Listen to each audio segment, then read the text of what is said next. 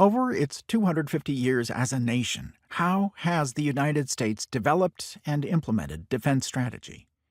What big themes, what American story can describe the nation's approaches to war and peace, the ways it has built, modernized, postured, and employed its armed forces since the founding of the Republic? How has the United States sought to establish and balance ends, ways, and means in its decisions on defense or military strategy? Much of this history is a story of success. The United States won its independence, then pursued its internal growth and development while surviving a civil war, then led the way to coalition victories in 2 world wars, and then worked with allies to pursue victory without large-scale combat in the Cold War.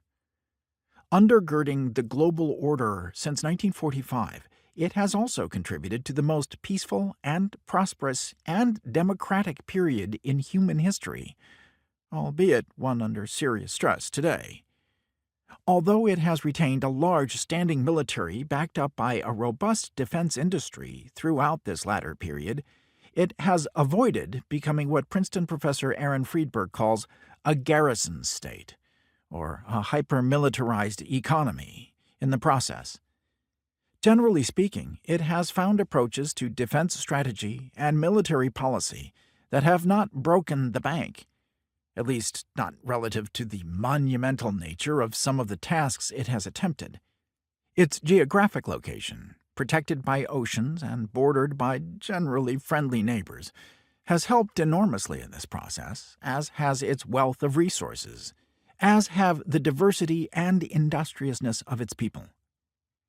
Yet, even as the United States has, as Theodore Roosevelt stated when he addressed the Hamilton Society in 1899, dared mighty things with its development and employment of national military power, it has also made many mistakes. Its foreign policy record is indeed checkered with failure, to again borrow Roosevelt's words. It has often been motivated by less than peaceful or noble goals. Even when its goals and values were on solid ground, its approach to pursuing them has often failed. America has arguably been the greatest force for good in international politics in the history of the modern human race. Yet it has also been a dangerous nation, as historian Robert Kagan entitled one of his books, quoting John Quincy Adams. It nearly ripped itself in two over the issue of slavery and states' rights.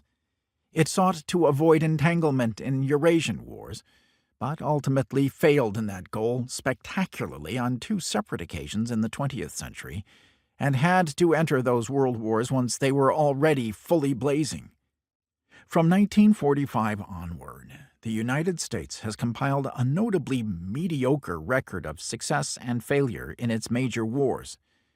The story of America's grand strategy and its defense strategy has been complex.